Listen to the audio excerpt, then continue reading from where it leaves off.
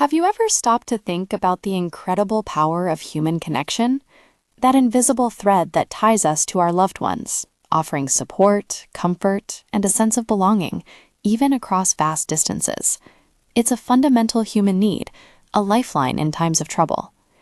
Now, imagine that lifeline under the most challenging circumstances, within the walls of a correctional facility. Today, we're diving into a crucial, often overlooked topic in our Corrections 101 series, the profound and multifaceted impact of family contact for individuals who are incarcerated and for their families on the outside. This isn't just about sentimentality. It's about a critical aspect of rehabilitation, mental health, and successful reintegration into society. Decades of research consistently highlight that maintaining strong family ties is one of the most significant factors in a person's journey through and beyond the correctional system. It's a topic of immense significance, despite the persistent systemic barriers that often make it incredibly difficult to achieve.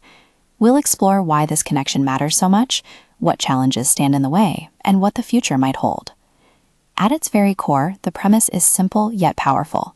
Strong family ties act as a vital lifeline. For individuals serving time, these connections aren't just a comfort. They are a crucial support system, both during their incarceration and perhaps even more critically once they are released. Let's start by looking at the incredible benefits. For the individuals behind bars, the data is compelling.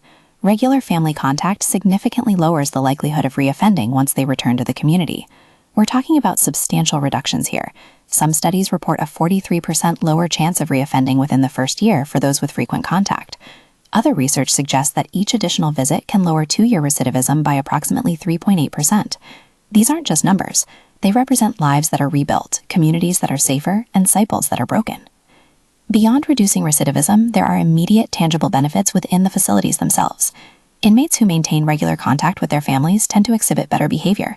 They have lower rates of rule breaking and misconduct, which contributes to a safer, more stable environment for everyone. Think about it. Having something positive to look forward to, a reason to stay focused, can make all the difference. And then there's mental health. Incarceration is incredibly taxing on a person's psychological well-being. Family contact is directly linked to better mental health outcomes, including reduced symptoms of depression, a decreased risk of suicide and self-harm, and a significant boost in motivation for rehabilitation. Knowing that people on the outside still care, still believe in them, can be a powerful antidote to despair. Finally, for incarcerated individuals, strong family ties are absolutely crucial for a smoother re-entry into society. Picture this: coming home after years away. Having a family that welcomes you, helps you navigate securing employment, and simply offers emotional support vastly improves the chances of successful resettlement and adaptive functioning. It's a built-in support network when it's in need most.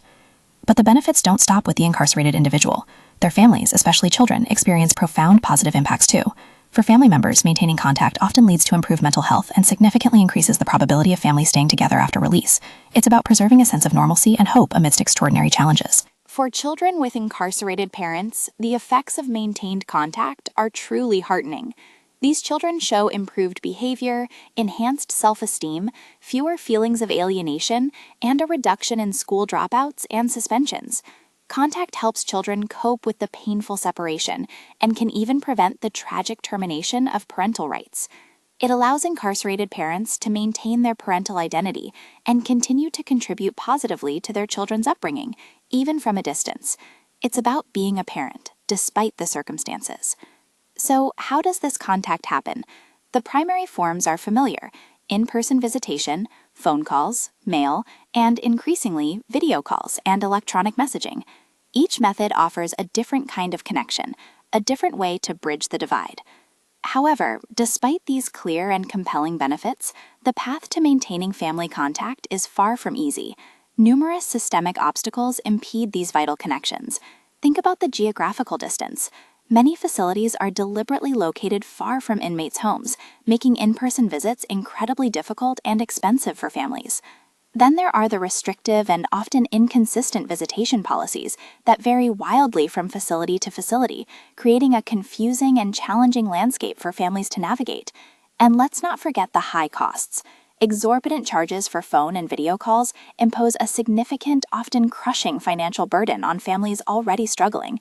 Mail, while seemingly straightforward, can be subject to frustrating censorship and delays. These aren't minor inconveniences. They are substantial barriers that sever lifelines. This complex landscape involves a diverse range of entities. Of course, the correctional facilities and departments of corrections are central, responsible for policies and logistics. Then we have the incarcerated individuals and their families, the primary stakeholders. But there are also crucial advocacy and nonprofit organizations, like the Prison Policy Initiative or the Vera Institute, who tirelessly promote and facilitate contact, supporting families every step of the way.